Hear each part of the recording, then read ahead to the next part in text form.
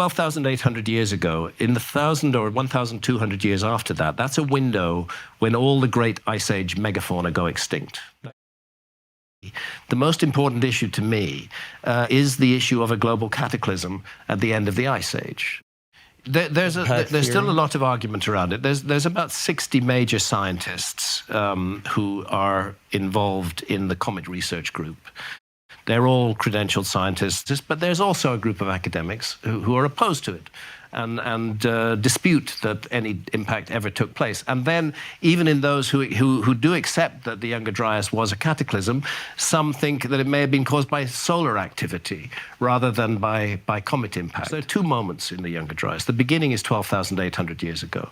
It's a very strange moment in Earth history. This is when This is when the world's climate, which has been warming up for a few thousand years, the Ice Age is still very much present. Have big ice caps on North America, big ice caps on Northern Europe, but it's been warming up gradually. And then 12,800 years ago, two things happened at once. First, a sudden cataclysmic drop in climate. It gets incredibly cold. As cold as it was at the peak of the Ice Age more than 20,000 years ago. It gets incredibly cold, but then puzzlingly, there's a release of water into the world ocean.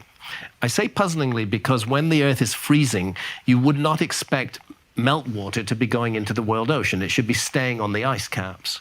And I cite the work of Cesare Miliani and his work on the submergence of Bahamian corals. This is how do you know that sea level rose? There are certain corals that can only exist within a certain number of feet of the sea's surface. Because they need the sunlight. Yeah, and when they drown, that tells you the sea level has risen. And they point to a significant sea level rise 12,800 years ago at exactly the moment of this deep freeze.